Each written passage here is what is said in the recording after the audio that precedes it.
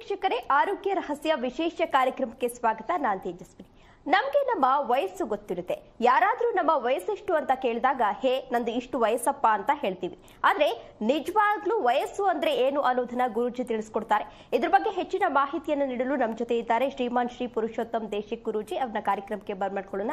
ನಮಸ್ಕಾರ ಗುರೂಜಿ, ಕಾರ್ಯಕ್ರಮಕ್ಕೆ ಸ್ವಾಗತ. ನಮಸ್ಕಾರ ಗುರೂಜಿ. ಸಾಮಾನ್ಯವಾಗಿ ನಮ್ಮನ್ನ ಯಾರಾದ್ರೂ ನಿಮ್ಗೆ ಎಷ್ಟು ವಯಸ್ಸು ಅಂತ ಕೇಳಿದಾಗ ಈಗ 23, 24 ಹೀಗೆ ವಯಸ್ಸು ಎಷ್ಟು ಅನ್ನೋದನ್ನ ಹೇಳ್ತಾ ಇರ್ತೀವಿ. ನಿಜವಾಗ್ಲೂ ವಯಸ್ಸು ಅಂದ್ರೆ ಏನು? ನಮ್ಮ ದೇಹದ ನಿಜವಾದ ವಯಸ್ಸನ್ನ ತಿಳ್ಕೊಳ್ಳೋದು ಹೇಗೆ? ಹರಿ ಓಂ ಶ್ರೀ ಗುರುಭ್ಯೋ ನಮಃ. ಎಲ್ರಿಗೂ ಒಂಥರ ವಿಚಿತ್ರವಾದ ಮನಸ್ಥಿತಿ ಬರುತ್ತೆ. ಈಗ ಅಲ್ಲ, ಡೇಟ್ ಆಫ್ ಬರ್ತ್ ಇರುತ್ತಲ್ವಾ, ಅದು ಏಜ್ ಅಂತ ಹೇಳ್ತೀವಪ್ಪ, ಅದೇನು ದೊಡ್ಡ ವಿಷಯ ಅಂತ ಅನ್ಕೊಂಡಿದೀವಿ.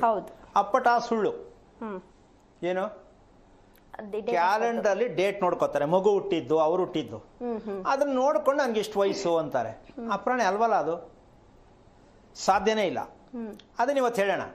ನೀವು ಅನ್ಕೊಂಡಿರೋ ವಯಸ್ಸು ಕ್ಯಾಲೆಂಡರ್ ಅಲ್ಲಿ, ಜಾತಕದಲ್ಲಿ, ಕುಂಡಲಿಯಲ್ಲಿ ತಿಳ್ಕೊಂಡಿದ್ದೀರಲ್ಲ, ಟೈಮ್ ನೋಡ್ಕೊಂಡು ನಾನು ಇಷ್ಟೇ ತಾರೀಕು ಬಿಡ್ದೆ ಅಂತ, ಅದಿಲ್ಲ, ಅದು ಪೂರ್ತಿ ಸುಳ್ಳು ಅಂತ ಇವತ್ತು ತೋರ್ಸೋಣ. ಈಗ ಆಶ್ಚರ್ಯ ಅನ್ಸತ್ತಲ್ಲ? ಅಲ್ಲ, ನಮ್ಮ ವಯಸ್ಸು ನಮಗ್ ಗೊತ್ತಿಲ್ಲ ಅಂದ್ರೆ ಅದೇಂಗ್ ಸುಳ್ಳು ಅಂತ ಹೇಳ್ತೀರಾ ನೀವು ಅಂತೀರಲ್ವಾ? ತಿಳ್ಕೊಳ್ಳಿ. ಯಾಕೆಂದ್ರೆ ನನ್ನ ದೇಹದ ವಯಸ್ಸೆಷ್ಟು ಪ್ರಶ್ನೆಗೆ ಉತ್ತರ ಸಿಕ್ಕಿಲ್ಲ, ಸಿಗುವುದು ಇಲ್ಲ. ತಿಳ್ಕೊಂಡ್ಮೇಲೆ ಗೊತ್ತಾಗ್ಬೋದೇನೋ ನಿಮ್ಗೆ. ಇವತ್ತು ವಿಷಯ ತಿಳ್ಕೊಂಡ್ಮೇಲೆ ನಮ್ಮ ನಿಜವಾದ ವಯಸ್ಸು ಎಷ್ಟು, ಅದು ಮಗು ಇರ್ಬೋದು, ಮದುವೆ ಆದವ್ರು ಇರ್ಬೋದು, ವಯೋವೃದ್ಧರು ಇರ್ಬೋದು. ನಿಮ್ಮ ಗುರಿ, ನಿಮ್ಮ ತಿಳುವಳಿಕೆಯಿಂದ ನೀವು ವಯಸ್ಸನ್ನ ಅರ್ಥ ಮಾಡ್ಕೊಳ್ಳೋದೇ ಇಲ್ಲಿ ಅತಿವಾದ ಮುಖ್ಯ. ಯಾವುದು? ನಮ್ಮ ದೇಹದಲ್ಲಿ ಇರ್ತಕ್ಕಂತಹ ಒಂದು ಏನ್ ನಮಗ್ ಬೇಕಾಗಿದೆ, ಬೇಕಾಗಿರುತ್ತೆ, ಅದನ್ನ ಅರಿತಾಗ ನಿಮ್ಮ ನಿಜವಾದ ವಯಸ್ಸು ಗೊತ್ತಾಗುತ್ತೆ. ಇದು ನಾವು ತಿಳ್ಕೊಳ್ಳೋದು ತುಂಬಾ ಕಷ್ಟ ಅನ್ಕೋತೀನಿ. ಅದಕ್ಕೆ ಉದಾಹರಣೆಗಳು ಕೆಲವು ಕೊಡೋಣ, ಗೊತ್ತಾಗತ್ತೆ. ಈ ರಹಸ್ಯಕ್ಕೆ ಕಾರಣಕರ್ತನಾಗಿರ್ತಕ್ಕಂತಹ ಶ್ರೀಮನ್ನಾರಾಯಣನ ಪಾದ ಕಮಲಗೆ ಕೋಟಿ ಕೋಟಿ ನಮನಗಳ ಅರ್ಪಣೆಯನ್ನು ಮಾಡಿ ವಿಚಾರಕ್ಕೆ ಬರೋದೇ ಆದ್ರೆ, 23 ವರ್ಷ, 17, 18, 23 ಒಳಗೆ ಒಂದು ಹಂತದಲ್ಲಿ ಒಂದು ಮದುವೆ ವಯಸ್ಸು ಹೆಣ್ಣು ಮಕ್ಕಳಿಗೆ ಅಂತ ಅನ್ಕೊಂಡಿರ್ತಾರೆ. ಹೌದಾ? 18ರಿಂದ 23 ಒಂದು ವಯಸ್ಸಿನಲ್ಲಿ ಮದುವೆ ಮಾಡ್ತಕ್ಕಂಥದ್ದು, ಎಲ್ಲದಕ್ಕೂ ಸಿದ್ಧತೆಯಾಗಿರ್ತಕ್ಕಂಥ ಹೆಣ್ಣು ಅನ್ಕೊಂಡಿರ್ತಾರೆ. ಅಲ್ಲೇ ಸುಳ್ಳಾಗಿರೋದು. ಅವ್ರ ಮಕ್ಕಳ ವಯಸ್ಸು ಅವ್ರಿಗೆ ಗೊತ್ತಿರ್ಬೇಡ್ರಿ, ಸುಳ್ಳ್ಯಾಕಾಗತ್ತೆ ಅಲ್ವಾ? ನಮ್ಮ ಹೊಟ್ಟೆಯಲ್ಲಿ ಹುಟ್ಟಿ ಸ್ವಾಮಿ ಅದೇಂಗ್ ಹೇಳ್ತೀರಾ ನೀವು ಅಂತ ಪ್ರಶ್ನೆ. ಯಾಕೆ ಇಷ್ಟು ಸಲ ಹೇಳ್ತಾ ಇದ್ದೀನಿ ಅಂದ್ರೆ, ಅರ್ಥ ಮಾಡ್ಕೊಂಡಾಗ ಮಾತ್ರ ಗೊತ್ತಾಗೋದು. ನಾವು ತಿಳ್ಕೊಂಡಂಗೆ ವಯಸ್ಸು ನಮಗ್ ಗೊತ್ತಿಲ್ಲ. ತಿಳ್ಕೊಳ್ಳೋ ರೀತಿ ಬೇರೆ ಇದೆ ಅಂತಕ್ಕಂಥದ್ದು ನಿಮ್ಗೆ ಅರ್ಥ ಆಗತ್ತೆ. ಇಲ್ಲಿ ನಮ್ಮ ದೇಹದಲ್ಲಿ ಇರ್ತಕ್ಕಂತಹ ಇದರ ಒಂದು ಅಂಗಾಂಗಗಳ ಪ್ರಾಯವನ್ನ ತಿಳಿಯುವುದೇ ನಿಜವಾದ ವಯಸ್ಸು. ಅಂಗಾಂಗಗಳ ಪ್ರಾಯ ನಮ್ಮ ದೇಹದಲ್ಲಿ ಇರುವ ಅಂಗಾಂಗಗಳನ್ನ ತಿಳಿಯುವುದೇ ನಿಜವಾದ ವಯಸ್ಸು. ಅರ್ಥ ಆಗಿದೆ ಅನ್ಕೋತಿಯಮ್ಮ? ನಮ್ಮ ಅಂಗಾಂಗಗಳು ಏನಾದ್ರು ಸೋತಿದೆಯಾ, ಸುಸ್ತಾಗ್ತಾ ಇದೆಯಾ? 40 ವರ್ಷ ಹಿಂದಕ್ಕೆ ಹೋಗುತ್ತೆ ವಯಸ್ಸು. ದೇಹದ ಅಂಗಾಂಗಗಳು ಯಾವುದು ಸೋತ್ಕೋತಾ ಇದೆ, ಸುಸ್ತಾಗ್ತಾ ಇದೆ ಅಂದ ಮೇಲೆ ನೀವು ತಿಳ್ಕೊಂಡ್ರ ವಯಸ್ಸಿಗಿಂದ 25 ವರ್ಷ ಹಿಂದಕ್ಕೆ ಹೋಗಿ. 25 ವರ್ಷ 23 ವರ್ಷ ಹುಡುಗಿ ಮದುವೆ ಮಾಡಬೇಕು ಅಂದ್ರೆ, ನನಗೆ ಸ್ವಲ್ಪ ಸರಿಯಾಗಿ ಏನು ಕರೆಕ್ಟ್ ಆಗಿಲ್ಲ, ತುಂಬಾ ಹಿಂಸೆ ಆಗ್ತಾ ಇದೆ ಅಂದ್ರೆ ಅವಳು 33ಕ್ಕೆ ಹೋಗ್ಬೇಕು. ಮುಂದಕ್ಕೆ 33 ಅಂದ್ರೆ 43ಕ್ಕೆ ಹೋಗ್ಬೇಕು. 20 ವರ್ಷ ಮುಂದಕ್ಕೆ ಹೋಗ್ಬೇಕು. ಅಂದ್ರೆ ಮದುವೆ ವಯಸ್ಸು 23 ಅಂತ ಇವ್ರು ತಿಳ್ಕೊಂಡಿದ್ದಾರೆ. ಅವಳಿಗೆ 43 ಆಗಿರುತ್ತೆ. ಅಂದ್ರೆ ದೇಹದಲ್ಲಿ ಪಾರ್ಟ್ಸ್ ಎಲ್ಲ ಸವಿತಾ ಇರುತ್ತೆ ಆಲ್ರೆಡಿ. ಮದುವೆ ಯಾಕೆ ಅವಳಿಗೆ? ಇವ್ರ ಲೆಕ್ಕ 23. ಅವಳು ಕೂರಕ್ಕಾಗಲ್ಲ, ನಿದ್ದೆ ಬರ್ತಾ ಇಲ್ಲ, ಊಟ ಮಾಡಕ್ಕಾಗಲ್ಲ, ಅರಗ್ತಾ ಇಲ್ಲ. ಹೌದಾ? ಈಗ 23ಕ್ಕೆ ಹೆಂಗಿರ್ಬೇಕು? ಪುಟ ಬಿಟ್ಟ ಚಿನ್ನದಂತೆ, ಚೆಂಡದಂತೆ ನಿಗರ್ಬೇಕು ಅಲ್ವಾ? ಟಕ ಟಕ ಟಕ ಅಂತ ಆಡ್ಬೇಕು. ಎಲ್ಲಿ? ಸುಸ್ತು. ಈಗ 23 ಅಲ್ಲ 43 ಅಂತ ಆಡ್ ಮಾಡ್ಕೊಳ್ಳಿ. 20 ವರ್ಷ ಮುಂದಕ್ಕೆ ಹೋಗ್ಬೇಕು.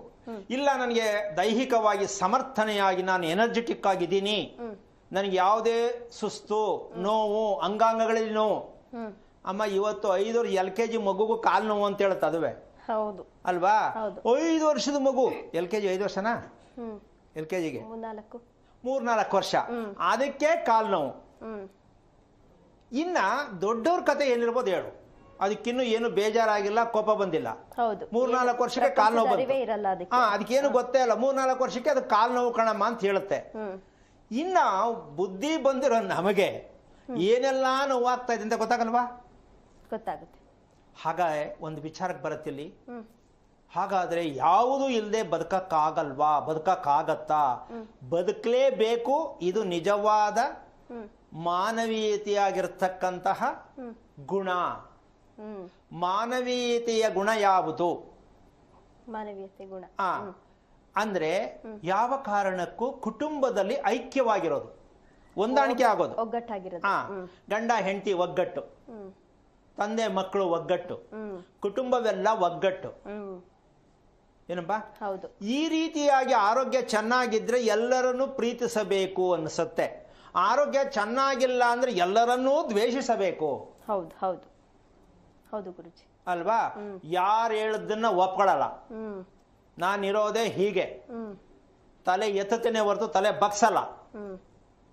ತಪ್ಪು ಮಾಡಿದ್ರು ಕೂಡ ತಲೆ ಯಾವ ಕಾರಣಕ್ಕೂ ಬಗ್ಗಲ್ಲ. ಆರೋಗ್ಯ ಚೆನ್ನಾಗಿಲ್ದೇ ಇರತಕ್ಕಂಥವ್ರಿಗೆ ಇದೆಲ್ಲ ಬರೋದು. ಗಂಡನಿಗೂ ನಾನು ಕೇರ್ ಮಾಡಲ್ಲ, ನಾನು ಹೇಳ್ದಂಗೆ ಕೇಳಬೇಕು. ಯಾರು ನ್ಯಾಯ ಪಂಚಾಯತಿ ಮಾಡೋದು, ನಾನು ಗಂಡನ ಜೊತೆ ಸಂಸಾರ ಮಾಡಲ್ಲ. ಇದಕ್ಕೆ ಅಹಂ ಅಂತಾರೆ, ಅಹಂಕಾರ. ಈ ಅಹಂಕಾರ ನನಗಿದೆ ಅಂತ ಅವ್ರಿಗೆ ಗೊತ್ತಾಗಲ್ಲ, ಬೇರೆಯವ್ರಿಗೆ ಅನ್ಸುತ್ತೆ ಏನ್ ಇಷ್ಟೊಂದು ಅಹಂಕಾರನ ಹೆಂಗಸ್ಗೆ ಇರಬಾರ್ದು, ಇದೆಲ್ಲ ತಪ್ಪಲ್ವಾ ಅಂತ ನ್ಯಾಯ ಪಂಚಾಯತಿ ಮಾಡ್ತಾರೆ. ನಾನ್ ಮಾಡಿದ್ ಸರಿನೇ ಅನ್ಸುತ್ತೆ. ಯಾರಿಗೂ ಕೇರ್, ತಲೆ ಬಗ್ಗಲ್ಲ ಒಟ್ನಲ್ಲಿ. ಸೊ ಹೀಗಿರ್ಬೇಕಾದ್ರೆ ಇವ್ರ ಪರಿಸ್ಥಿತಿ ಏನು, ಮುಂದೆ ಏನು ಇವ್ರ ಕತೆ? ಮದುವೆನಾ? ಎಲ್ಲಿ ಮದುವೆ ಮಾಡೋದು? ಅಲ್ವಾ? ಪೂರ್ಣವಾಗಿ ಅನ್ಫಿಟ್. ಮದುವೆಗೆ ಅನ್ಫಿಟ್ ಅವರು. ಮದುವೆಗೆ ಅರ್ಹತೆ ಇಲ್ಲದಂತ ಹುಡುಗಿಯನ್ನ ಮದುವೆ ಮಾಡಿದ್ರೆ ಇದಕ್ಕೊಂದು ಬೂಟಾಟಿಗೆ ಶಾಸ್ತ್ರಗಳು ಇರ್ತಾರೆ, ಇದಕ್ಕೊಂದು ಕಾನ್ಸೆಪ್ಟ್ ರೆಡಿ ಮಾಡಿರ್ತಾರೆ. ಕುಜ ದೋಷ ಇದೆ, ರಾಹು ದೋಷ ಇದೆ, ಅವಳಿಗೆ ಇಷ್ಟು ವರ್ಷ ಗಂಟ ಹಿಂಗ ಆಡ್ತಾಳೆ ಅಂತ ಇವರು ಈ ಬೂಟಾಟಿಗೆ ಶಾಸ್ತ್ರಗಳು ಸೇರಿಸ್ಬಿಡ್ತಾರೆ. ಅದಕ್ಕೆ ಅದಕ್ಕೆ ಶಾಂತಿ ಪೂಜೆ ನಡಿಬೇಕಲ್ಲಮ್ಮ, ಮಾರ್ಕೆಟಿಂಗ್. ಇದು ಈ ತರ ಆಗ್ತಾ ಇದೆ ಅಂತ.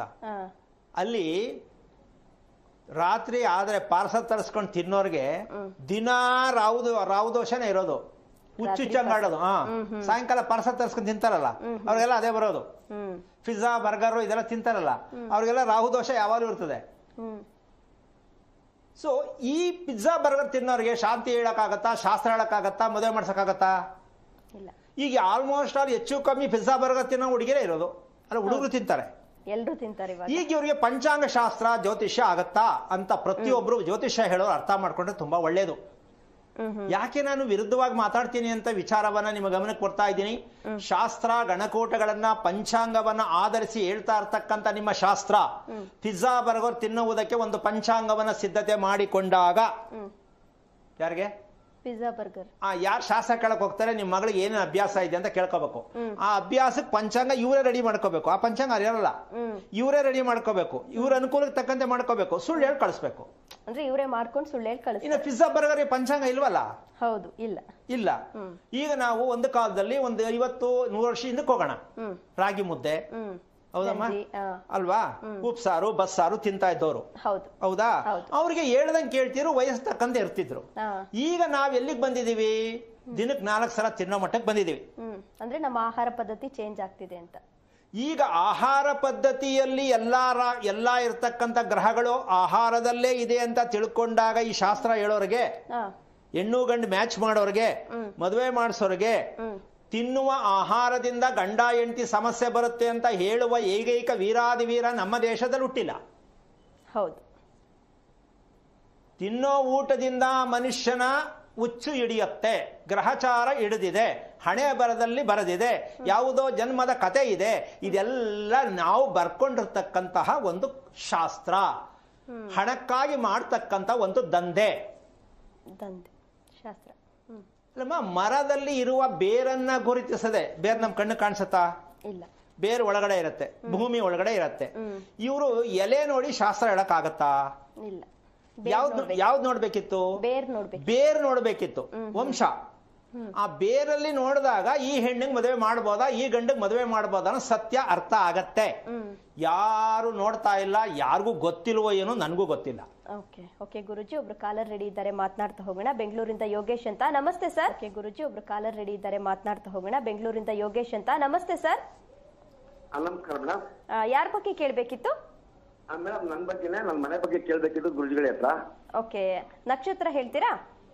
ಮೂಲ ನಕ್ಷತ್ರ ಮೇಡಮ್. ಹಲೋ. ನಮಸ್ತೆ ಗುರುಜಿ, ಹರಿ ಓಂ. ನಾರಾಯಣ. ಯಾವ ಊರಿಂದ ಮಾಡ್ತಾ ಇದ್ದೀರಾ?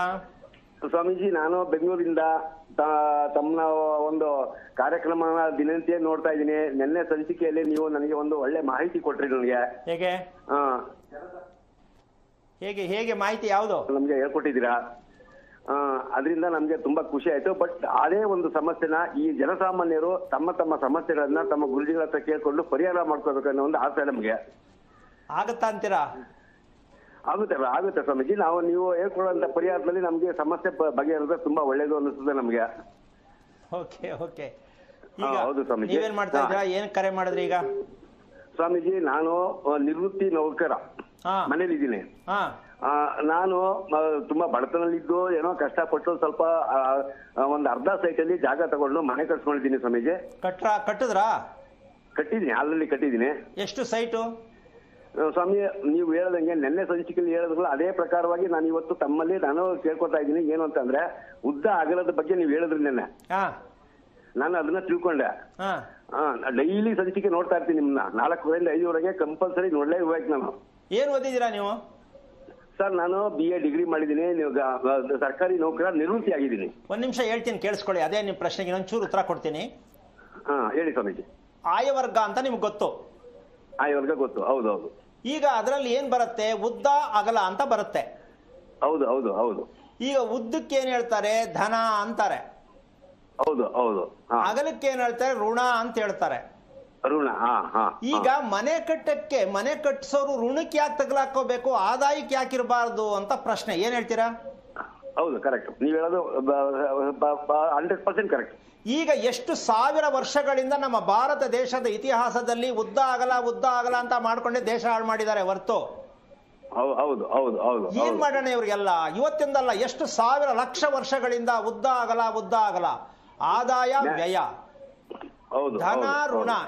ಯಾವನ್ ಹೇಳ್ಕೊಟ್ಟ ಈ ಪಂಚಾಂಗದಲ್ಲಿ ಇರ್ತಕ್ಕಂತ ಈ ಸತ್ಯವನ್ನ? ಯಾರು ಇದನ್ನ ಈ ಮಟ್ಟಕ್ಕೆ ಹೇಳ್ತಕ್ಕಂತ ಅಜ್ಞಾನತ್ವ ಯಾರು ಕೊಟ್ಟಿದ್ದಾರೆ ಅಂತ ಬೇಜಾರಾಗತ್ತೆ. ಗೊತ್ತಿಲ್ಲ ಸ್ವಾಮೀಜಿ. ನೀವು ಹೇಳಿದ್ರಲ್ಲ ನೆನ್ನೆ ಸಂಚಿಕೆಯಲ್ಲಿ ಹೇಳಿದ್ರಲ್ಲ, ನೀವು ಕೋಟ್ಯಾಂತರ ಜನ ಕಟ್ಟಿದ್ದಾರೆ ಈ ತರ. ಇಡೀ ಭಾರತ ದೇಶ ಅಂತ ಇಟ್ಕೊಳ್ಳಿ. ಇಡೀ ಭಾರತ ದೇಶದಲ್ಲಿ ಒಂದು 40% ಇರಬಹುದೇನೋ. ಹೌದು ಹೌದು. ಇನ್ ಮಿಕ್ಕದವರೆಲ್ಲ ಉದ್ದ ಆಗಲ್ದಲ್ಲೇ ಇರೋದು, ಪಂಚಾಂಗದಲ್ಲೂ ಅದೇ ಇರೋದು. ಹೌದು ಸ್ವಾಮೀಜಿ. ಸೊ ಈಗ ಇದು ಸರಿ ತಪ್ಪು ಅಂತ ತಿಳ್ಕೊಳ್ಳೋದು ಯಾವಾಗ ಅನ್ನೋದೇ ಒಂದು ದೊಡ್ಡ ಯಕ್ಷ ಪ್ರಶ್ನೆ. ಓಕೆ, ಈಗ ನೀವು ಮನೆ ಕಟ್ಟಿರ್ತಕ್ಕಂತ ಲೆಕ್ಕದಲ್ಲಿ ಪೂರ್ವ ಪಶ್ಚಿಮ ಉದ್ದ ಇದೆಯಾ, ಉತ್ತರ ದಕ್ಷಿಣ ಉದ್ದ ಇದೆಯಾ? ಸ್ವಾಮೀಜಿ, ಉತ್ತರ ದಕ್ಷಿಣ ಉದ್ದ ಇದೆ, ಪೂರ್ವ ಪಶ್ಚಿಮ ಅಗಲ ಕಮ್ಮಿ ಇದೆ. ಓಕೆ, ಎಷ್ಟಡಿ ಇದೆ ಅದು? 15-50. ಅಂದ್ರೆ ಉತ್ತರ ದಕ್ಷಿಣ 50 ಇದೆ, ಪೂರ್ವ ಪಶ್ಚಿಮ 15 ಇದೆ. ಓಕೆ, ಎಷ್ಟು ವರ್ಷ ಆಯ್ತು ಕಟ್ಟಿ? ಹಳೆ ಮನೆ ಕಟ್ಟಿ 20 ವರ್ಷದ ಮೇಲಾಯ್ತು. ಈಗ ನಾನು ರಿಟೈರ್ಡ್ ಆದ್ಮೇಲೆ ಕಟ್ಟಿರೋದು ಈಗ 3 ವರ್ಷ ಆಯ್ತು. ಮೇಲ್ಮೇಲೆ ಕಟ್ಟಿದ್ದೀನಿ. ಓಕೆ, 15/50. 15/50 ಸ್ವಾಮಿ. ಓಕೆ, ಮನೆ ಕಟ್ಟುವಾಗ, ಮನೆ ಕಟ್ಟದ ಮೇಲೆ ಹಾವು ಯಾವಾಗ ನೋಡಿದ್ರಿ ಅಲ್ಲಿ? ಮನೆ ಕಟ್ಟುವಾಗ, ಮನೆ ಕಟ್ಟದ ಮೇಲೆ ಹಾವು ಯಾವಾಗ ಬಂದಿತ್ತು ಅಂತ ಕೇಳಿದೆ. ಸ್ವಾಮೀಜಿ, ಈಗ ಮೊನ್ನೆ ಒಂದೂವರೆ ವರ್ಷದ ಹಿಂದೆ ನಾನು ಸುಬ್ರಹ್ಮಣ್ಯ ಸ್ವಾಮಿ ದೇವಸ್ಥಾನಕ್ಕೆ ಹೋಗಿದ್ದು ಬಂದೆ ಸಂಸಾರ ಸಮೇತ. ಬಂದ ಒಂದು 3 ದಿವಸಕ್ಕೆ ನನ್ನ ಕೆಳಗಡೆ ಮನೆಯಲ್ಲಿ ಒಂದು ನಾಗಸ್ವಾಮಿ ಬಂದಿತ್ತು ಅಂತ ಬಿಟ್ಟು ನಮ್ಮ ಕೆಳಗಡೆ ಬಾಡಿಗೆ ಮನೆ ಹುಡುಗ ಹೇಳ್ಬಿಟ್ಟು ಅವನು ಫೋಟೋ ಎಲ್ಲ ತೆಗೆದು ನನಗೆ ಕಳಿಸ್ತಾ. ಫೋಟೋ ಎಲ್ಲ ತೆಗೆದು ಕಳಿಸಿ ಆಮೇಲೆ ಅದನ್ನ ಏನು ಮಾಡಿಲ್ಲ, ಇಳಿದು ಒಂದು ಡಬ್ಬದಲ್ಲಿ ಹಾಕಿ ತಗೊಳ್ಳಿ ಹೊರಗಡೆ ಬಿಟ್ಬಿಟ್ಟೆ ಅಂಕಲ್ ಅಂತ ಬಿಟ್ಟು ನನಗೆ ವಿಷಯ ತಿಳಿಸ್ತಾ. ಈಗ ಯಾಕೆ ಪ್ರಶ್ನೆ ಕೇಳಿದೆ ನಾನು ಅಂದ್ರೆ, ಹೌದು ಸ್ವಾಮಿ, ನೀವು ಹಾವು ಹಿಂಗೆ ಉದ್ದಕ್ಕಿದೆ, ಹಂಗೆ ಉದ್ದಕ್ಕೆ ಮನೆ ಕಟ್ಟಿದ್ದೀರಾ. ಹೌದು ಹೌದು ಹೌದು. ಈಗ ಅದು ನಿಮ್ಮ ಮನೆಯಲ್ಲ, ಹಾವಿನ ಮನೆ. ಅರ್ಥ ಆಯ್ತಾ? ಇನ್ನೊಂದ್ಸಲ ಹೇಳ. ಆಯ್ತು ಆಯ್ತು, ಅರ್ಥ ಆಯ್ತು ಸ್ವಾಮಿ, ಅರ್ಥ ಆಯ್ತು. ಹಾವಿಗೋಸ್ಕರ ಕಟ್ಟಿರುವ ಮನೆಗೆ ಹಾವು ಬರುತ್ತೆ. ಈಗ ತಪ್ಪ್ಯಾರ್ದು? ನಂದೆ. ಈಗ ಇದನ್ನ ಮನೆ ಕಟ್ಟೋಕ್ ಹೇಳುವಂತ ಶಾಸ್ತ್ರ ಹೇಳೋ ಗಣಪಂಡಿತರುಗಳಿಗೆ ನಾನು ಕೇಳ್ತೀನಿ, ಈ ತರ ತಪ್ಪನ್ನ ಪಂಚಾಂಗದಲ್ಲಿ ಕೊಡ್ತೀನಿ ಅಂತ ಹೇಳಿದ್ರೆ ನೀವೇನ್ ಮಾಡಿದ್ದೀರಾ, ನೀವೇನ್ ಕಲ್ತಿದ್ದೀರಾ ಅಂತ ಪ್ರಶ್ನೆ ಹಾಕೋಬೇಕಾಗತ್ತೆ. ಹೌದು ಸರ್, ಹೌದು. ಹೇಳೋರ್ಗೆ ಏನೂ ಗೊತ್ತಿಲ್ಲ, ಪಂಚಾಂಗದಲ್ಲಿ ಐತೆ ಹೇಳ್ತಾ ಇದ್ದೀವಿ ಅಂತ ಹೇಳ್ತಾರೆ ಹೊರತು ಅವ್ರ ಜವಾಬ್ದಾರಿಯಿಂದ ಏನೂ ಕಲ್ತಿಲ್ಲ. ಹೌದು ಹೌದು ಹೌದು ಅಂತವ್ರ ಹತ್ರ ಹೋಗಿ ಶಾಸ್ತ್ರ ಕೇಳಿ ಮದುವೆ ಮಾಡೋದು, ಮನೆ ಕಟ್ಟೋದು, ನಾಮಕರಣ ಮಾಡೋದು ಹೇಳುವಂತ ಜನಗಳು ಬುದ್ಧಿವಂತರ ಅಂತ ನೀವೇ ಯೋಚನೆ ಮಾಡಿ. ಇಲ್ಲ ಇಲ್ಲ, ಅದು ಈಗ ನಾವ್ ಈಗ ಅರಿವಾಗ್ತಾ ಇದ್ದೇನೆ. ಈಗ ನಮ್ಗೆ ನಿಮ್ಮ ಈ ಒಂದು ಕಾರ್ಯಕ್ರಮವನ್ನ ಯಾವಾಗ ವೀಕ್ಷಣೆಗೆ ಸ್ಟಾರ್ಟ್ ಮಾಡಿದೆ ನಾನು, ಅವತ್ತಿಂದ ಇವತ್ತುವರೆಗೂ ನಾನು ಅದನ್ನ ನನ್ನ ಮನಸ್ಸಿಗೆ ನಾನೇ ಕುತ್ಕೊಂಡು ಯೋಚನೆ ಮಾಡ್ತಾ ಇದ್ದೀನಿ. ಈಗ ಆತರ ಆಗೋಗಿದೆ ಪರಿಸ್ಥಿತಿ. ಓಕೆ, ಯಾಕೆ ಅಂದ್ರೆ ಇದು ನೀವು ಆತರ ಕಟ್ಟಕ್ಕೊಂದು ಕಾರಣ ಇದೆ. ಹೌದು ಸ್ವಾಮಿ. ನೀವು ಸ್ವಂತ ಮನೆ ಕಟ್ಟಬಾರ್ದಾಗಿತ್ತು. ಹೌದು. ಹಾ ಹಾ. ಅದಕ್ಕೆ ಕಟ್ಟಕ್ಕಿನ್ನ ಮುಂಚೆ ಎಷ್ಟು ಚೆನ್ನಾಗಿದ್ರಿ, ಕಟ್ಟದ ಮೇಲೆ ಏನಾಯ್ತು ಸ್ವಲ್ಪ ಯೋಚನೆ ಮಾಡಿ. ಮನೆ ಕಟ್ಟಕ್ಕೆ ಮುಂಚಿತವಾಗಿ ನಿಮ್ಮ ಮನಸ್ಥಿತಿ, ಆರೋಗ್ಯ ಸ್ಥಿತಿ, ಆರ್ಥಿಕ ಸ್ಥಿತಿ ಹೇಗಿತ್ತು? ಮನೆ ಕಟ್ಟದ ಮೇಲೆ ನಿಮ್ಮ ಸ್ಥಿತಿ ಹೇಗಾಯ್ತು, ಬದಲಾವಣೆ ಅಂತ ಗೊತ್ತಾಗಿದೆಯಾ? ಮನಸ್ಥಿತಿ ಏನಾಯ್ತು ಅಂದ್ರೆ ನನ್ನ ಮಗನ ವೈವಾಹಿಕ ಜೀವನದಲ್ಲಿ ತೊಂದರೆ ಆಗಿ ಈಗ ಸುಮ್ಮನೆ ನರಕ ಅನುಭವಿಸ್ಬೇಕು ಆ ಪರಿಸ್ಥಿತಿ ಬಂದಿ. ನೋಡಿ, ಇದೆ ಈ ನರಕ ಅನ್ನೋದು ಹೇಳಿದ್ರಲ್ಲ, ಇದೆ ಕುಟುಂಬ ಸಮೇತವಾಗಿ ನರಕದಲ್ಲೇ ಇರಬೇಕು. ಹೌದು ಹೌದು ಹೌದು. ಈಗ ಯೋಚನೆ ಮಾಡಿ, ಈ ತರ ಎಷ್ಟು ಜನ ಮನೆಗಳನ್ನ ಕಟ್ಟಿ ನರಕದಲ್ಲಿ ಅನುಭವಿಸ್ತಾ ಇದ್ದಾರೆ ಅಂದ್ರೆ ಯೋಚನೆ ಮಾಡ್ಬೇಕು ನೀವೇ. ಹೌದು. ಇಲ್ಲಿ ನಿಜವಾದ ತಿಳಿಬೇಕಾದ ಅಂಶ ಇಷ್ಟೇ, ಮನೆ ಕಟ್ಟುವ ಯೋಗ್ಯತೆ, ಯೋಗ ನಮಗಿದೆಯಾ ಅಂತ ತಿಳ್ಕೊಂಡು ಮಾತ್ರ ಮನೆ ಕಟ್ಟಬೇಕೇ ಹೊರತು ಗುರುಬಲ ಬಂದಿದೆ ಅಂತ ಮನೆ ಕಟ್ಟಿದ್ರೆ ಈ ತರ ನರಕವನ್ನ ಅನುಭವಿಸ್ಬೇಕಾಗತ್ತೆ ಪ್ರತಿಯೊಬ್ರು ಕೂಡ. ಹೌದು ಹೌದು ಹೌದು ಹೌದು ಹೌದು. ನನಗೆ ಮನೆ ಕಟ್ಟುವ ಯೋಗ ಕುಟುಂಬದಲ್ಲಿ ಇರ್ತಕ್ಕಂಥವ್ರು ಎಷ್ಟು ಜನ ಇದೆ? ನನಗಿದೆ. ಏನ್ ಮನೆಯನ್ನ ಕಟ್ಟಕ್ಕಾಗತ್ತಾ? ಕಟ್ಟಿದ್ರೆ ಯಾವ ತರ ಮನೆ ಕಟ್ಟಬೇಕು ಇದನ್ನ ತಿಳ್ಕೊಂಡು ಕೈ ಹಾಕಬೇಕೇ ಹೊರತು ಗುರುಬಲ ಇದೆ ಅಂತ ಹೇಳಿ ಮನೆ ಕಟ್ಟೋದ್ರಿಂದ ಈ ಸಮಸ್ಯೆಯನ್ನು ಅನುಭವಿಸ್ಬೇಕಾಗತ್ತೆ. ಆದ್ರೂ ಯೋಚನೆ ಮಾಡಬೇಡಿ. ಮೊದಲು ನೀವು ಮಾಡ್ಬೇಕಾದ ಕೆಲಸ ಇಷ್ಟೇ, ಮನೆ ಕಟ್ಟಾಗಿದೆ, ಈಗ ಮುಂದಕ್ಕೆ ಹೆಂಗಸರುಗಳಿಗೆ ಈ ಮನೆಯಲ್ಲಿ ಜಾಗ ತುಂಬಾ ಕಮ್ಮಿ. ಯಾರಿಗೆ? ಹೆಂಗಸರುಗಳಿಗೆ. ಅದು ನಿಮ್ ಶ್ರೀಮತಿ ಇರ್ಬೋದು, ನಿಮ್ ಸೊಸೆ ಇರ್ಬೋದು, ನಿಮ್ ಮಗಳಿರ್ಬೋದು, ಯಾರೇ ಆಗಿರ್ಬೋದು. ಈ ಮನೆಯಲ್ಲಿ ಅನಾರೋಗ್ಯ ಜಾಸ್ತಿ ಯಾವಾಗಲೂ ತುಂಬೇ ಇರುತ್ತೆ. ಹೌದು ಹೌದು ಹೌದು. ಕಾಟವನ್ನು ಕೊಡ್ತಾನೆ ಇರ್ತಾರೆ ಹಗಲು ರಾತ್ರಿ ಎಲ್ಲ. ಹೌದು ಹೌದು. ಈಗ ಇದು ದೇವ್ರು ಕೊಟ್ಟಿದ್ದ, ನಾವೇ ಮಾಡ್ಕೊಂಡಿದ್ದ? ಇಲ್ಲ ಸ್ವಾಮಿ, ಈಗ ನಾವು ಕೈಯಾರ ಮಾಡ್ಕೊಂಡ ತರ ಆಯ್ತು ಈಗ ನಮ್ದು ಪರಿಸ್ಥಿತಿ. ಈಗ ದೇವ್ರ ಮೇಲೆ ಹಾಕ್ಬಿಡೋದು, ನನ್ಗೆ ಯಾಕೆ ದೇವ್ರ ಹಿಂಗ್ ಮಾಡ್ದ ಅಂತ.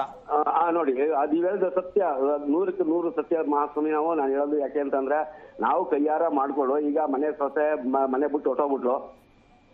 ಈಗ ನೀವ್ ಹೇಳ್ದಂಗೆ ಒಂದು ಸ್ತ್ರೀಗೆ ಏನಾದ್ರು ಒಂದು ಪ್ರಾಬ್ಲಮ್ ಆಯ್ತದೆ ಅಂದ್ರೆ ಇದು ಕಟ್ಟು ಸತ್ಯ. ಇದು ಈಗ ನೀವು ಮಾಡ್ಬೇಕಾದ ಕೆಲಸ ಈಗಲೂ ಕಾಲ ಮಿಂಚಿಲ್ಲ. ಮನೆಗೋಸ್ಕರ ಯೋಚನೆ ಮಾಡಬೇಡಿ, ನಿಮ್ಗೋಸ್ಕರ ಯೋಚನೆ ಮಾಡಿ, ನಿಮ್ಮ ಕುಟುಂಬಕ್ಕೆ ಯೋಚನೆ ಮಾಡಿ. ಏನು, ನಾನು ಮೂಲ ನಕ್ಷತ್ರಕ್ಕೆ ಹುಟ್ಟುವುದಕ್ಕೆ ಕಾರಣ ನನ್ನ ಹೊಟ್ಟೆಯಲ್ಲಿ ಹುಟ್ಟಿರ್ತಕ್ಕಂಥ ಮಕ್ಕಳು ಯಾವ್ಯಾವ ನಕ್ಷತ್ರ ಹುಟ್ಟಿದ್ದಾರೆ, ಇದಕ್ಕೆಲ್ಲ ಸೇರಿಸಿದ್ರೆ ನಾನು ಏನ್ ತಿಳ್ಕೋಬೇಕು, ಏನ್ ಮಾಡ್ಬೇಕು ಅಂತ ತಿಳ್ಕೊಳ್ಳೋದಾದ್ರೆ ನಿಮ್ಗೆ ದಾರಿ ಇದೆ. ಅಯ್ಯೋ ಹಣೆ ಬರ್ದಂಗ ಆಯ್ತು ಅಂದ್ರೆ ಅನುಭವಿಸ್ಬೇಕು. ತಿಳ್ಕೊಳಕ್ಕೆ ಪ್ರಯತ್ನ ಪಡ್ತೀನಿ ಅಂದ್ರೆ ಒಂದು 3 ದಿನ ಆಂಜನೇಯ ದೇವಸ್ಥಾನಕ್ಕೆ ಹೋಗಿ ಪ್ರಾರ್ಥನೆ ಮಾಡ್ಕೊಂಡು ಬೇಕಾದ್ರೆ ತಿಳ್ಕೊಳಕ್ ಪ್ರಯತ್ನ ಮಾಡ್ತೀನಿ ಅಂತ ಪ್ರಯತ್ನ ಪಟ್ರೆ ಹೇಳ್ಕೊಡೋಣ. ಒಳ್ಳೇದಾಗ್ಲಿ. ಓಕೆ, ಧನ್ಯವಾದ ಸರ್ ಕರೆ ಮಾಡಿದ್ದಕ್ಕಾಗಿ. ಈಗ ಮತ್ತೊಬ್ರು ಕಾಲರ್ ರೆಡಿ ಇದ್ದಾರೆ, ಹಾಸನದಿಂದ ನಾಗಮ್ಮ ಅಂತ. ನಮಸ್ತೆ ಮಾ,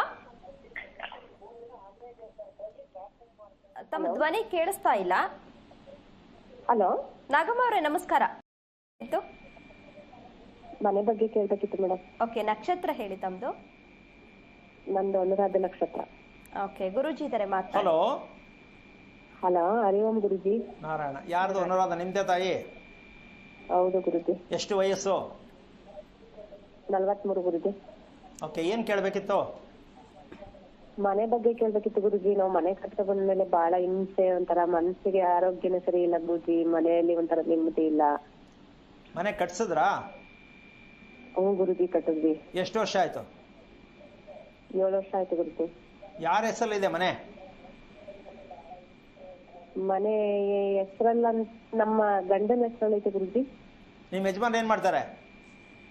ಅವ್ರ ಡ್ರೈವರ್ ಕೆಲಸ ಗುರುಜಿ. ಓಕೆ, ನೀವೇನು ಓದಿದ್ದೀರಾ ಅಮ್ಮ? ನಾನು 2nd PUC ಓದಿದ್ದೀನಿ ಗುರುಜಿ. ಓಕೆ, ಈಗ ಮನೇಲಿ ಎಷ್ಟು ಜನ ಇದ್ರ ಒಟ್ಟು? 4 ಜನ ಇದ್ದೀವಿ. ಮಕ್ಕಳಿಬ್ರು, ನೀವಿಬ್ರಾ? ಇಬ್ಬರ ಮಕ್ಕಳು ನಕ್ಷತ್ರ ಏನು? ಮಗ ಹೇಮಂತ್ ಅಂತ ಗುರುಜಿ, ಅವನು ಕಟಕ ರಾಶಿ ಪುಷ್ಯ ನಕ್ಷತ್ರ. ಮಗಳು ಪಲ್ಲವಿ ಅಂತ ಕನ್ಯಾ ರಾಶಿ ಉತ್ತರ ನಕ್ಷತ್ರ. ಓಕೆ, ಮಗ ಏನ್ ಮಾಡ್ತಾನೆ? 2nd PUC ಓದ್ತಾವನೆ ಗುರುಜಿ. ಮಗಳು? ಮಗಳು 1st PUC ಓದ್ತಾವಳೆ. ಅವಳ ವಯಸ್ಸೆಷ್ಟು? ಅವಳಿಗೆ 17 ವರ್ಷ ನಡೀತೈತೆ ಗುರುಜಿ ಈಗ. ಓಕೆ, ನಿಮ್ಮ ಮಗಳ ವಿಚಾರದಲ್ಲಿ ನೀವ್ ಹೇಳ್ದಂಗ ಮಗಳು ಕೇಳ್ತಾಳ, ಮಗಳ ಹೇಳ್ದಂಗ ನೀವು ಕೇಳ್ತೀರಾ? ಎರಡೂ ಇದೆ ಗುರುಜಿ. ನಾವ್ ಅಲ್ಲ ಹೇಳ್ದಂಗೆ ಪರ್ಸೆಂಟೇಜ್ ಯಾರು ಹೇಳ್ತಾರೆ. ಪರ್ಸೆಂಟೇಜ್ ಯಾವ್ದು ಜಾಸ್ತಿ? ಅವಳು ಹೇಳ್ದಂಗೆ ಸ್ವಲ್ಪ ಒಪ್ಕೋಬೇಕು, ನಾನು ಹೇಳ್ದಂಗೆ ಸ್ವಲ್ಪ ಒಪ್ಪಲ್ಲ. ನಾವ್ ಹೇಳ್ದಂಗೆ ಕೇಳ್ತಾನೆ ಗುರುಜಿ. ಓಕೆ. ಖುಷಿಯಾಗಿ ಆರಾಮಾಗಿರ್ತಾಳ, ಯೋಚನೆ ಮಾಡೋ ಮೂಡಲ್ಲಿ ಇರ್ತಾಳ ನಿಮ್ಮ ಪ್ರಕಾರ? ಮಗನ ಗುರುಜಿ? ಹಾ, ಖುಷಿಯಾಗಿ ಆರಾಮಾಗಿರ್ತಾಳ, ಯೋಚನೆ ಮಾಡೋ ಮೂಡಲ್ಲಿ ಇರ್ತಾಳ ನಿಮ್ಮ ಪ್ರಕಾರ? ಮಗನ ಗುರುಜಿ? ಹಾ, ಆರಾಮಾಗಿರ್ತಾನೆ ಗುರುಜಿ. ಅಲ್ಲ ಯಾವಾಗಲೂ ಖುಷಿಯಾಗಿ ಇರ್ತಾಳೆ? ಮಗ ಗುರುಜಿ ಖುಷಿಯಾಗಿ ಇರ್ತಾನೆ. ಓಕೆ. ಊಟ ಎಲ್ಲ ಸರಿ ಮಾಡ್ತಾಳೆ ಟೈಮ್ ಸರಿಗೆ? ಹ್ಞೂ ಗುರುಜಿ ಮಾಡ್ತಾನೆ. ಮೊಬೈಲನ್ನು ಎಷ್ಟರ ಮಟ್ಟಕ್ಕೆ ಹತ್ರ ಇಟ್ಕೋತಾಳೆ? ಮೊಬೈಲ್ ಯಾವಾಗ್ಲೂ ಪಕ್ಕದಲ್ಲೇ ಇರ್ಬೇಕು ಗುರುಜಿ. ಎಲ್ಲ ಆನ್ಲೈನ್ ಕ್ಲಾಸ್ ಮಾಡಿ ಇಟ್ಬಿಟ್ಟವ್ರಲ್ಲ. ರಾತ್ರಿ ಎಷ್ಟೋ ತನಕ ನೋಡ್ತಾಳೆ? ಮಗ ಗುರುಜಿ, ಮಗ ಹುಡುಗ. ಅಲ್ಲಲ್ಲ, ನಿಮ್ಮ ಮಗಳು ಮೊಬೈಲ್ ನೋಡಲ್ವಾ ರಾತ್ರಿ ಹೊತ್ತು? ಒಂದೇ ಇಲ್ಲ ಗುರುಜಿ, ಓದೋದೊಂದ್ ಬಿಟ್ರೆ ಬೇರೆ ಫರ್ದರ್ದೇನು ನೋಡಲ್ಲ ಗುರುಜಿ. ಓಕೆ. ಎಷ್ಟೊತ್ತವರೆಗೂ ಓದ್ತಾಳೆ? ಓದ್ತಾಳೆ ಗುರುಜಿ ಒಂದ್ 10:30 11 ಗಂಟೆವರೆಗೂ. ಮಲ್ಕೊಳ್ಳೋದು 12 ಆಗ್ಬೋದಾ? ಆಗುತ್ತೆ. ವೀಕ್ಲಿ ಒಂದಿನ 12 ಗಂಟೆ ಕಂಪಲ್ಸರಿ ಆಗುತ್ತೆ ಗುರುಜಿ. ಬಾಕಿ ದಿನ ಎಲ್ಲ ಒಂದ್ 10 ಗಂಟೆ ಒಳಗೆ ಮಲಗ್ತಾರೆ. ಬೆಳಗ್ಗೆ ಎಷ್ಟೊತ್ತು ಕೇಳ್ತಾಳೆ? ಬೆಳಗ್ಗೆ 7 ಗಂಟೆ ಗುರುಜಿ. ಓಕೆ. ಹೇಳಿಸ್ಬೇಕಾ ಅವಳೇ ಹೇಳ್ತಾಳ? ಹೇಳಿಸ್ಬೇಕು ಗುರುಜಿ. ಹೇಳದೇ ಇದ್ರೆ? ಹೇಳ್ದೇ ಇದ್ರೆ ಆಗುತ್ತೆ ಒಂದು 9:30. ಓಕೆ. ಈಗ ಇದು ಹೆಣ್ಣು ಮಗಳಿಗೆ ಇದು ಕರೆಕ್ಟ್ ಅಭ್ಯಾಸ ಅಂತೀರಾ ಅಮ್ಮ ನೀವು? ಇಲ್ಲ ಗುರುಜಿ, ಕರೆಕ್ಟ್ ಅಭ್ಯಾಸ ಅಲ್ಲ. ಮತ್ತೆ ನೀವು ಓದಿಸೇನು ಪ್ರಯೋಜನ? ಮಗುವಿಗೆ ಏನು ಅಭ್ಯಾಸ ಹೆಣ್ಣು ಮಗು ಕಲಿಸ್ಬೇಕು ಅದೇ ಕಲಿಸ್ತಾ ಇಲ್ಲ. ತಡವಾಗಿ ಮಲಗೋದು, ತಡವಾಗಿ ಹೇಳುವ ಅಭ್ಯಾಸವನ್ನ ತಂದೆ ತಾಯಿ ಮಗಳ ತಲೆ ಮೇಲೆ ಕಲ್ಲು ಹಾಕಿ ಅವಳ ಭವಿಷ್ಯವನ್ನ ಹಾಳು ಮಾಡಿ ಆ ಕಿತ್ತೋಗಿರೋ ಸ್ಕೂಲ್ ಕಳಿಸ್ತೀರಾ, ಕಾಲೇಜ್ಗೆ. ಓದ್ಕೋ ಓದ್ಕೋ ಹಾಳಾಗು ಹಾಳಾಗು ಅಂತ ನೀವು ಬಾಯಲ್ಲಿ ಹೇಳಲ್ಲ. ಓದ್ಕೋ ಅಂತ ಕಳ್ಸೋದು ಹಾಳಾಗು ಅಂತ ಅರ್ಥ. ಯಾಕೆಂದ್ರೆ ಮಕ್ಕಳ ಅಭ್ಯಾಸ, ಹೆಣ್ಣು ಮಕ್ಕಳಿಗೆ ಸಂಸ್ಕಾರ ಬೇಕು. ಹೌದಾ?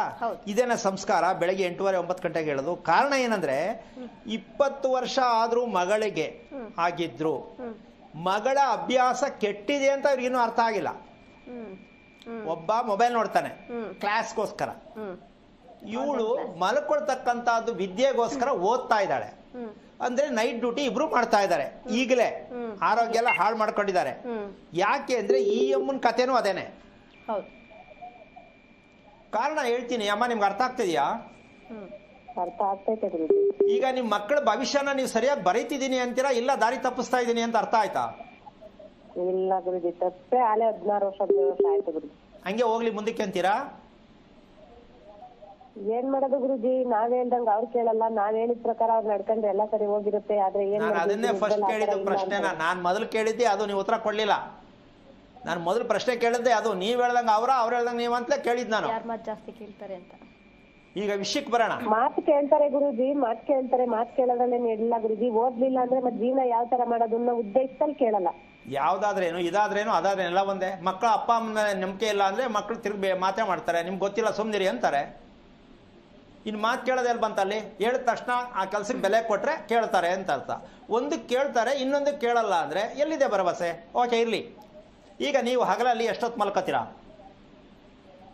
ನಾವು ನಿದ್ದೆ ಮಾಡಲ್ಲ ಗುರುಜಿ. ಅದು ಹೋಗ್ಲಿ, ಬೇಜಾರಾದಾಗ ಎಷ್ಟೊಂದು ಅರ್ಧ ಗಂಟೆ ಮಲ್ಕೋಬೋದಾ? ಗುರುಜಿ ಒಂದ್ 10 ನಿಮಿಷ, ಅರ್ಧ ಗಂಟೆ ಇಲ್ಲ ಗುರುಜಿ, 10 ನಿಮಿಷ. ಅದೇ ತುಂಬಾ ದೊಡ್ಡ ಟೈಮ್ ಗುರುಜಿ ನನಗೆ. 10 ನಿಮಿಷನೇ ದೊಡ್ಡದು ಟೈಮು. ಗುರುಜಿ. ಕೋಪ ಬೇಜಾರು ಎರಡರಲ್ಲಿ ಯಾವ ಜಾಸ್ತಿ ಇದೆ? ಎರಡೂ ಇದೆ ಗುರುಜಿ.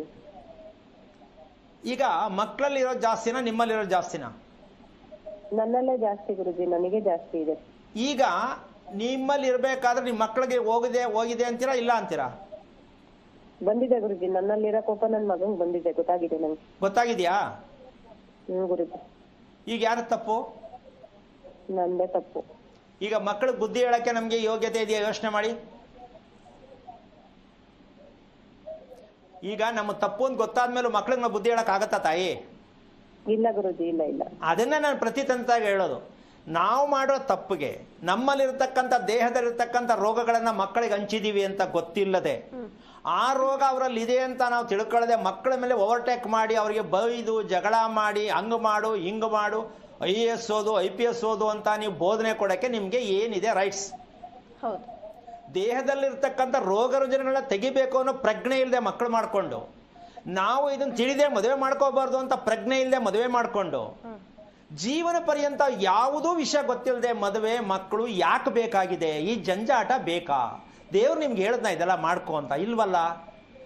ಭೂಮಿ ಮೇಲೆ ಹುಟ್ಟಿದ್ದು, ಮದುವೆ ಮಾಡ್ಕೊಂಡು ಮಕ್ಕಳು ಮಾಡ್ಕೊಂಡು, ಇದಕ್ಕೆ ಭೂಮಿ ಮೇಲೆ ಹುಟ್ಟಿದ್ದು ಎಲ್ಲರೂ ತಿಳ್ಕೊಳ್ಳೋದು ಇಷ್ಟೇ. ಪ್ಯಾಕೇಜ್ ಏನು ಕೊಡುತ್ತೆ ಅಂದ್ರೆ, ಏನು ಸಂಪಾದನೆ ಮಾಡಬೇಕು, ಒಂದು ಮದುವೆ ಮಾಡ್ಕೋಬೇಕು, ಮಕ್ಕಳು ಮಾಡ್ಕೋಬೇಕು, ಫಿನಿಶ್. ಸೊ ಇಷ್ಟೇ ಪ್ಯಾಕೇಜ್ ಅಂತ ತಿಳ್ಕೊಂಡಿರೋದು. ಈಗ ಯಾವ ಕಾರಣಕ್ಕೂ ನಿಮ್ಗೆ ಕೇಳಿದ್ದು ಏನು ಸಿಕ್ಕಲ್ಲ. ಇದಕ್ಕೊಂದು ಉದಾಹರಣೆ ಹೇಳ್ತೀನಿ. ಭಗವಂತ ಯಾರನ್ನ ಒಪ್ಕೋತಾರೆ, ಯಾರನ್ನ ಒಪ್ಪಲ್ಲ ಅನ್ನೋ ಪ್ರಶ್ನೆ ಬರುತ್ತೆ. ಭಗವಂತ ಯಾರನ್ನ ಒಪ್ಕೋತಾರೆ, ಯಾರನ್ನ ಒಪ್ಪಲ್ಲ ಅನ್ನೋ ಪ್ರಶ್ನೆಗೆ ಒಂದು ಸರಿಯಾದ ನಿಕಟವಾದ ಉತ್ತರ, ಬೇಡಿಕೆಗಾಗಿ ಯಾರು ಪೂಜೆಯನ್ನ ಮಾಡುತ್ತಾರೆ, ಬೇಡಿಕೆಗಾಗಿ ಯಾರು ಪೂಜೆಯನ್ನ ಮಾಡುತ್ತಾರೆ, ಯಾರು ದೇವಾಲಯಕ್ಕೆ ಹೋಗಿ ಬೇಡಿಕೊಳ್ಳುತ್ತಾರೆ, ಅವರಿಗೆ ಭಗವಂತ ಮೆಚ್ಚುವುದಿಲ್ಲ.